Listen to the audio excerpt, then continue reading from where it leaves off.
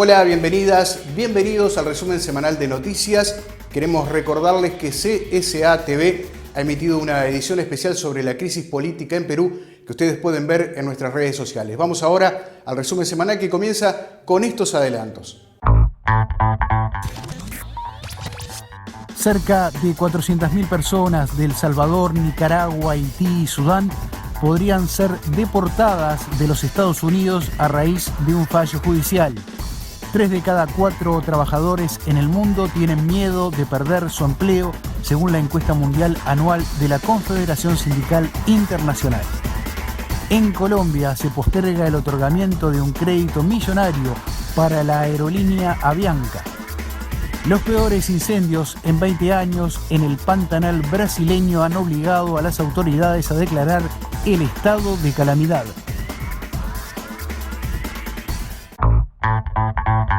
Miles de migrantes de Haití, El Salvador, Nicaragua y Sudán podrían ser deportados de los Estados Unidos de acuerdo a un dictamen de la justicia de ese país.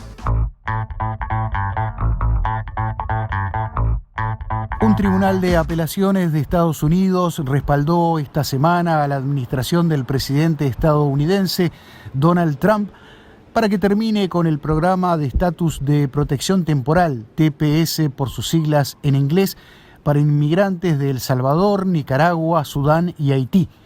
El fallo judicial de la Corte de Apelaciones del Noveno Circuito de Estados Unidos pone en riesgo de deportación a unos 300.000 salvadoreños, 5.000 nicaragüenses, 1.000 sudaneses y 58.000 haitianos, que hasta ahora estaban amparados por esa protección migratoria con la que Estados Unidos concede permisos de forma extraordinaria a ciudadanos de países afectados por conflictos bélicos o desastres naturales. Organizaciones que defienden los derechos de los inmigrantes manifestaron inmediatamente que impugnarán esta decisión. Si la decisión se mantiene, estos residentes legales desde hace mucho tiempo, que fueron bienvenidos a Estados Unidos porque sus países estaban sumidos en la violencia o los desastres naturales, podrían ser deportados, dividiendo a cientos de miles de familias estadounidenses, denunció la Unión Americana de Libertades Civiles en un comunicado. Informe de Naciones Unidas que señala que se vence el tiempo para evitar otra extinción masiva en el planeta.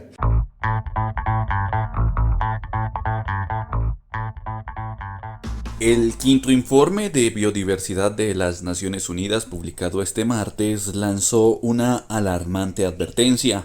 La humanidad tiene apenas unos días para cambiar hábitos y evitar una sexta extinción masiva de especies.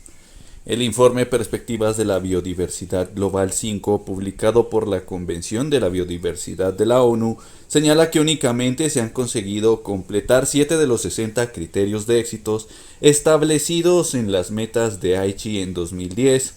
Otros 38 muestran progreso, en 13 no se ha producido ningún avance y en los 2 criterios finales no se conoce su situación. El informe concluye que las 20 metas del Plan Estratégico para la Diversidad Biológica 2011-2020 solo se han cumplido de forma parcial. Asimismo, el informe es una de las piezas básicas para que la CBD establezca una nueva serie de objetivos para la próxima década que se adoptarán en la 15ª reunión de la Conferencia de París, que se celebrará en la ciudad china de Kunming en octubre de 2021. Una de las medidas más necesarias es la eliminación de subsidios gubernamentales a sectores que causan graves daños medioambientales y que el quinto informe de biodiversidad valora en $500.000 millones. El Pantanal brasileño fue declarado zona de calamidad debido a la situación que se vive en ese importante pulmón del planeta.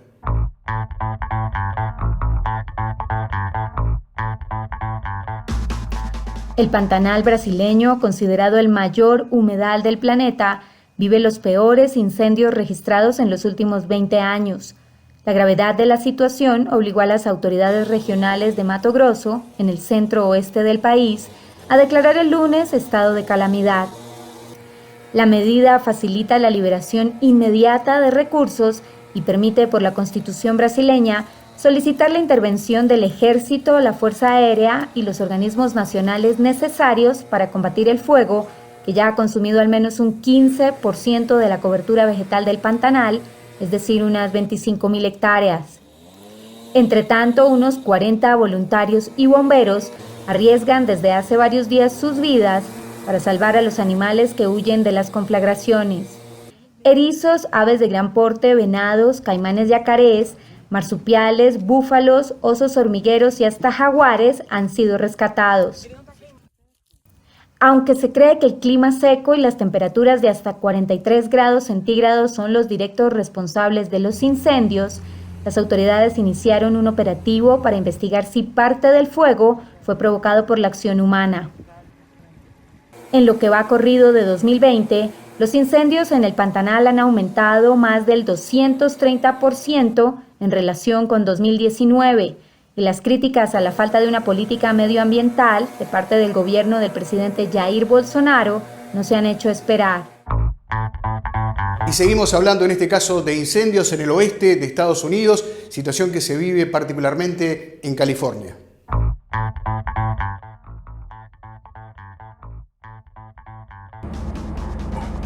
El incendio de North Complex continúa activo en Berry Creek, California, y ha dejado al menos 11 fallecidos. Se trata del fuego que ha registrado más víctimas mortales hasta el momento. Además, según la oficina del condado de Beat, uno de los afectados por el incendio, otras 10 personas permanecen desaparecidas. En tan solo 8 meses y medio se han quemado 1.214.000 hectáreas en California, la mayor cifra anual de la historia del estado, sin haber llegado a los meses de octubre y noviembre, conocidos como los peores para los fuegos. El calor, la sequedad extrema y los fuertes vientos que han soplado en las últimas horas están propagando los fuegos a gran velocidad, lo que dificulta enormemente el trabajo de los bomberos, y tampoco se prevé que estos vayan a aflojar en un futuro inmediato. La zona en la que sigue ardiendo el incendio de North Complex ya sufrió los devastadores efectos del fuego de Camp en 2018, el más mortífero de la historia de California, que se cobró la vida de 85 personas y engulló casi al completo la localidad de Paradise. En otro de los estados más afectados, Oregón, casi medio millón de personas permanecen evacuadas a causa de los incendios activos por toda la costa oeste de Estados Unidos. Uno de ellos avanza a gran velocidad hacia las afueras de Portland, la mayor ciudad del estado. La gran parte de los evacuados se encuentran en la zona sur, donde otros 2 fuegos forzaron a desalojar la totalidad de la población de Medford, de 85.000 habitantes, así como todos los municipios colindantes. Fuera de las fronteras de California también se han registrado fallecidos. Son un niño de 1 año en el estado de Washington y otro de 12 y su abuela, además de una persona más en Oregón. El oeste de Estados Unidos se está convirtiendo en un infierno, puesto que incluso en las zonas que no están afectadas directamente por las llamas, el humo es tan intenso que hace que el aire sea prácticamente irrespirable. Las áreas metropolitanas de San Francisco, Portland y Seattle tenían este viernes el peor aire de todo el mundo. El humo también ha llegado a la ciudad de Los Ángeles. La gran cantidad de incendios activos y la simultaneidad entre ellos está agotando los recursos de los cuerpos de bomberos, que habitualmente recurren a la ayuda de otras jurisdicciones cuando se encuentran ante un fuego de grandes dimensiones, algo que ahora está resultando muy complicado. Vamos ahora con datos de la encuesta mundial de CSI que muestra que 3 de cada 4 trabajadores y trabajadoras tienen miedo de perder su empleo. La encuesta mundial anual encomendada por la Confederación Sindical Internacional con 200 millones de miembros muestra que los trabajadores y trabajadoras y sus familias sobrevivían al límite ya antes de declararse la pandemia de COVID-19 que paralizó al mundo. La encuesta revela que la gente trabajadora se enfrenta a enormes problemas con un desplome de los salarios a escala mundial. 3/4 de las personas encuestadas afirman que sus ingresos se han estancado o quedaron atrás respecto al costo de la vida. Las consecuencias económicas de la pandemia de COVID-19 vienen a sumarse a una crisis preexistente de bajos salarios y empleos inseguros. 1 de cada 2 personas no cuenta con un colchón financiero y no es capaz de ahorrar para hacer frente a futuras dificultades, dependiendo de cada paga para sobrevivir. Sin ahorros o al no disponer de una red de seguridad, millones de personas afrontaron la pandemia debiendo escoger entre seguir trabajando o morirse de hambre, afirmó Sharon Burrow, secretaria general de la Confederación Sindical Internacional, CSI.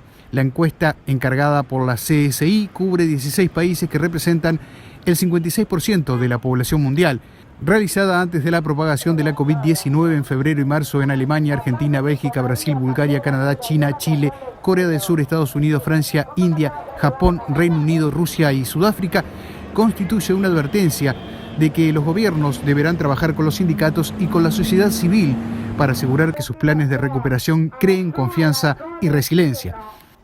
Estas preocupaciones se manifestaron en un momento de 2020 en que una de cada dos personas, 52%, describiría como mala la situación económica de su país. La gente se siente impotente, ya que 2 de cada 3 encuestados piensan que la gente como ellos tiene poca influencia sobre la economía global.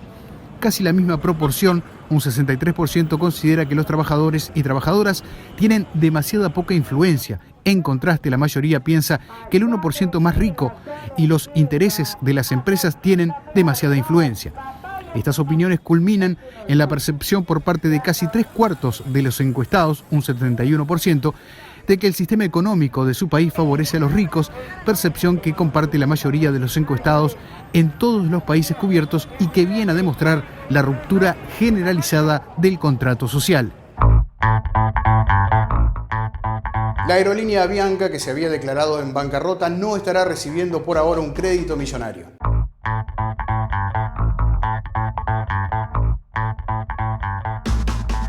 El Tribunal Administrativo de Cundinamarca, en Colombia, aceptó revisar una demanda y tomó una medida cautelar contra la Presidencia de la República, el Ministerio de Hacienda y Avianca Holding.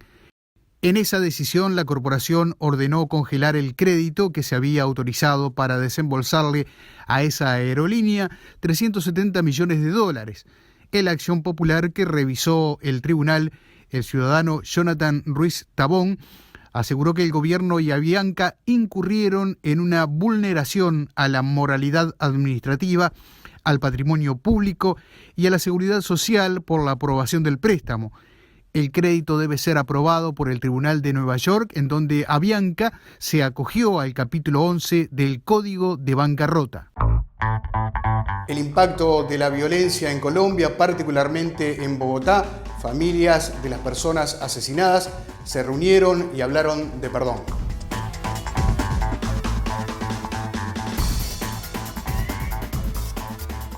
Bogotá apeló al perdón y a la reconciliación en una jornada en la que recordó a las 13 víctimas mortales de las violentas manifestaciones contra la brutalidad policial, cuyos familiares hicieron un llamado para que cese la violencia.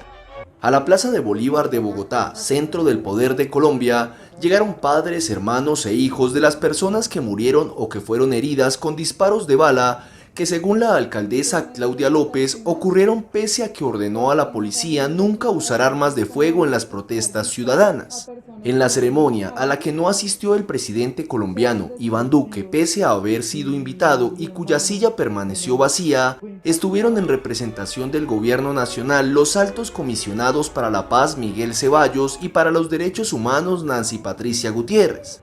En el acto, la alcaldesa López pidió perdón y expresó sus condolencias a cada uno de los familiares de los muertos por la violencia de esta semana en Bogotá. Es un acto en el que ofrecemos perdón, en el que reconocemos la gravedad de los hechos, porque solo honrando el duelo, reconociendo la gravedad, reconociendo los hechos, empezando a construir la verdad, es que podemos aspirar a tener justicia y sobre esa base a construir un proceso de reconciliación y de reconstrucción de confianza. Y seguimos en Colombia, donde las centrales de trabajadoras y trabajadores vienen haciendo hincapié en la situación que se vive de violencia, pero también negando ser utilizadas por el sistema político.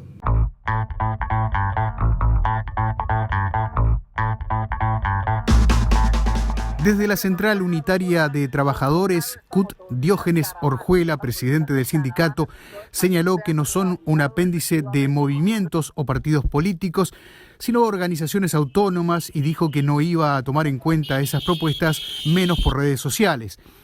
El llamado más reciente lo hizo el senador y líder de la Colombia Humana, Gustavo Petro, quien le pidió a los sindicatos convocar movilizaciones en todo el país en contra de la represión. Julio Roberto Gómez, presidente de la Confederación General del Trabajo, fue más allá y le pidió al sistema político que respete su independencia. Ambas centrales rechazaron, además, la violencia y el vandalismo, así como el abuso de la fuerza policial que se llevó la vida de varias personas en los últimos días. Nos vamos ahora a Guatemala, país de Centroamérica que tiene las cifras más altas de coronavirus.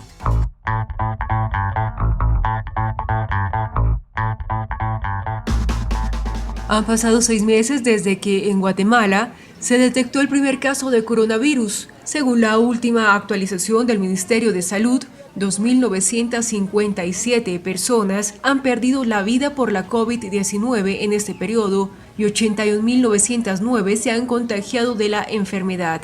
Estos datos colocan a Guatemala como el primer lugar con la cifra más alta de decesos en Centroamérica, solamente por detrás de Panamá, que rebasa los 100.000 casos. Guatemala, con 16 millones de habitantes, es el país con mayor población de Centroamérica, pero a la vez es el tercer lugar en cuanto a número de pruebas en la región, con alrededor de 275.000 test procesados, por detrás de Panamá y de El Salvador. Según expertos, en Guatemala es necesario llegar a las 5.000 pruebas diarias para atajar de mejor forma el virus, una cifra que también prometió el presidente guatemalteco Alejandro Yamatei. Sin embargo, sumando el ámbito privado y el público, Guatemala ha efectuado un promedio menor a las 1.300 pruebas diarias, rezagado como uno de los países del continente que menos test procesa cada 24 horas, según diversos informes internacionales. El gobierno ordenó la reapertura del país el 27 de julio pasado y reanudará a partir del próximo 18 de septiembre los vuelos comerciales con pasajeros tras poco más de 6 meses desde el cierre de su principal aeropuerto por la COVID-19 el pasado 15 de marzo, 2 días después del primer caso detectado.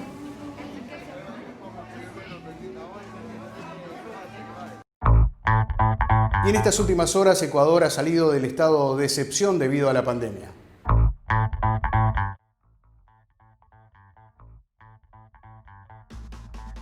La medianoche de este domingo marca para Ecuador el inicio de una nueva normalidad, aunque con ciertas normativas para evitar que la pandemia se desate. El país contabiliza más de 116.000 personas contagiadas en los últimos 6 meses y más de 7.000 muertos confirmados de la COVID-19.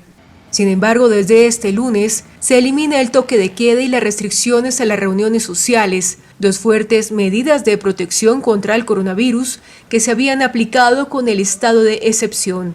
Juan Zapata, director del Sistema Integrado de Seguridad Ciudadana ECU 911, que forma parte del Comité de Operaciones de Emergencia, dijo que si bien el estado de excepción llega a su fin, la emergencia sanitaria se mantiene porque el coronavirus sigue en el país y aún no hay una vacuna que lo frene, por lo que apeló al compromiso ciudadano.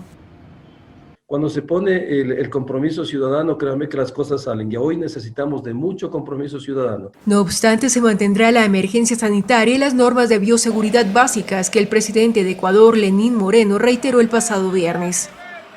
Yo me cuido, esa frase debemos repetir conscientemente. Son 3 medidas sencillas que debemos aplicar. Y lo hemos dicho permanentemente: usar mascarilla, lavarse las manos y mantener el distanciamiento. Asimismo, se prohíben las concentraciones de personas en sitios públicos y se mantienen cerrados bares y discotecas hasta nueva orden, mientras que la mayoría de municipios mantendrán restricciones a la circulación de vehículos. Las clases presenciales seguirán suspendidas en las escuelas públicas y seguirá en vigor el teletrabajo para grupos con alta vulnerabilidad a la COVID-19.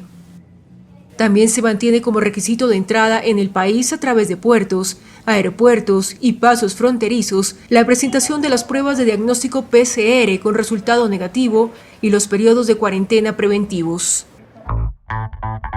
Septiembre, mes patrio en México, con muchas ventas tradicionales, pero debido a la pandemia han caído como en gran parte del mundo. La venta de tapabocas podría de alguna manera paliar la situación que viven los vendedores ambulantes.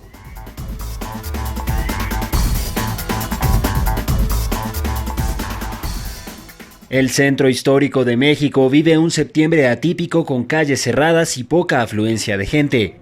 Este es el mes patrio de la nación y la capital está acostumbrada a ver largas filas de personas comprando todo tipo de productos alusivos a la celebración. Sin embargo, este año la clientela escasea y los cubrebocas son el salvavidas para los comerciantes que han visto resentido su septiembre y su año. Isabel es una de esas vendedoras que se resguarda en las mascarillas alusivas para combatir la escasez de público. Pues yo siento que el cubrebocas no. La verdad, el cubrebocas, porque hay mucha gente que sale y se le olvida y vienen por el cubrebocas. Carmela, por su parte, que ha vendido estos productos por 20 años, lamenta que los pocos visitantes que recibe no se animen a comprar la mercancía. No estamos vendiendo, porque no vienen los turistas, no sale la gente a comprar. La situación es calcada para todos los comerciantes que se disponen a lo largo de la Avenida Juárez.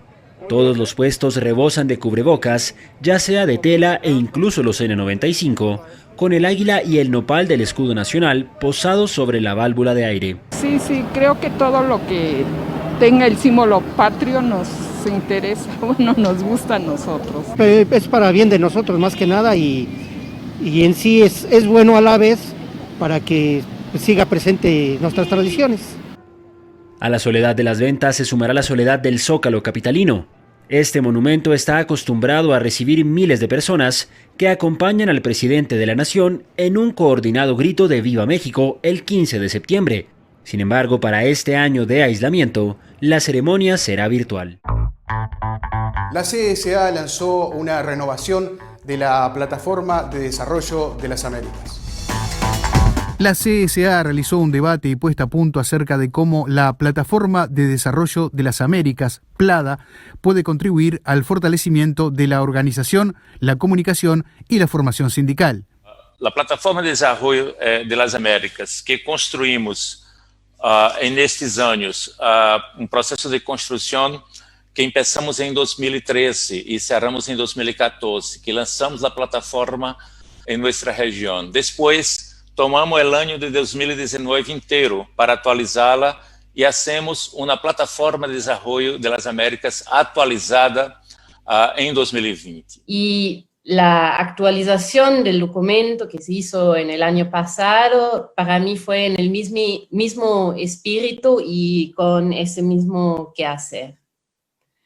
Estuvimos y seguimos en una coyuntura política difícil en la región y por supuesto ahora esa pandemia tuvo y tiene un impacto feroz en la vida de las trabajadoras y los trabajadores, a lo cual el movimiento sindical ha tenido que reaccionar evidentemente.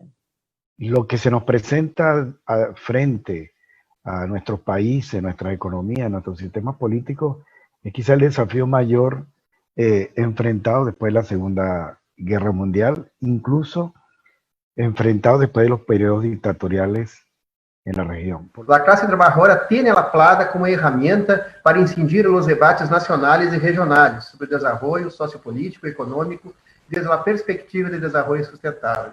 El contenido planteado en la dimensión social en la actualización de la PLADA ha sido puesto en evidencia y se planteam com a mais urgência em marco da pandemia, porque, como hemos mencionado desde seus inícios, essa pandemia mostra ser mais que uma crise sanitária, e sim uma crise de modelo que questionamos.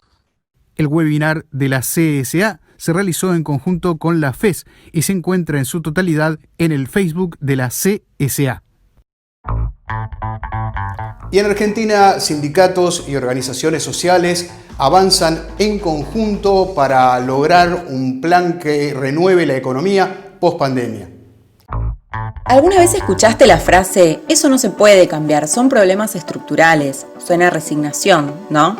En Argentina tenemos problemas graves y difíciles de resolver, pero no imposibles.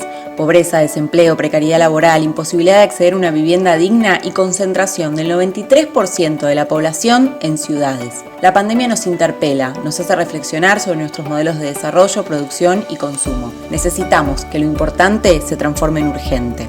Por eso, los movimientos sociales que confluyen en la UTEP y sindicatos de la construcción, la producción y el transporte, nos unimos para impulsar un plan de desarrollo humano integral con dos objetivos: crear trabajo y repoblar la patria. Los trabajadores, los movimientos sociales, la dirigencia en su conjunto tiene por delante una gran responsabilidad. Transformar las palabras, las consignas que vamos determinando en trabajo, desarrollo social, bienestar, igualdad, inclusión. Nosotros también tenemos una propuesta y creo que este es el momento preliminar, por decirlo de alguna manera, de un documento que hemos desarrollado entre todos con muchos ideales, pero con un compromiso atenuado y pensado para que la Argentina se ponga de pie.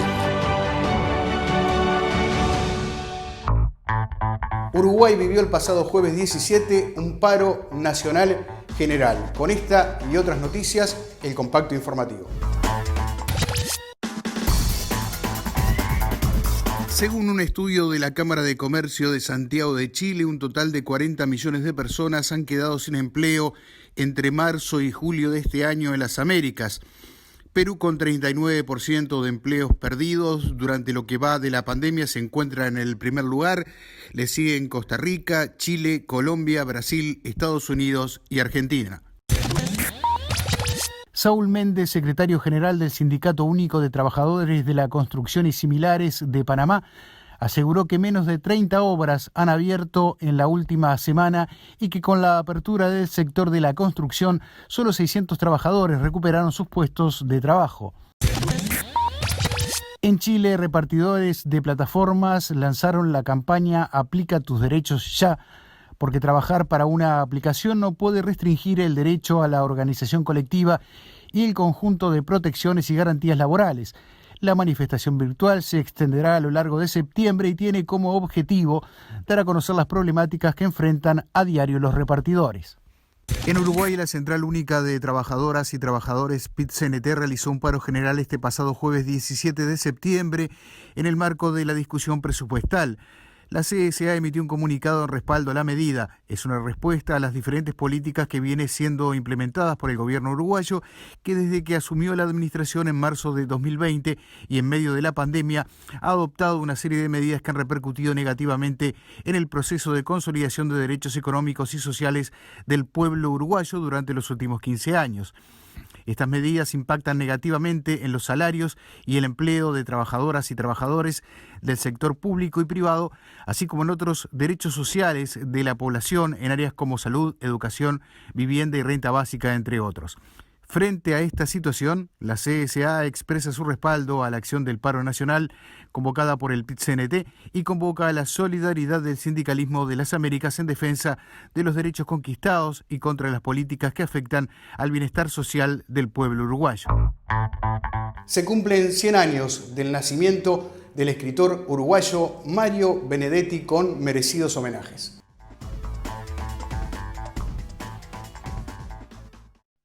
Compañera, usted sabe que puede contar conmigo. No hasta 2 o hasta 10, sino contar conmigo.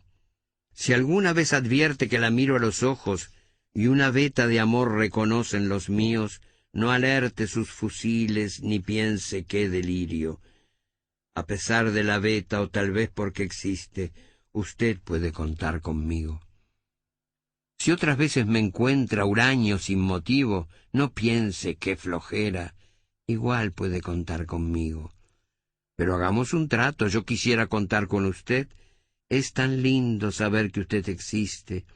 Uno se siente vivo, y cuando digo esto quiero decir contar, aunque sea hasta 2, aunque sea hasta 5, no ya para que acuda presurosa en mi auxilio, sino para saber a ciencia cierta que usted sabe que puede contar conmigo.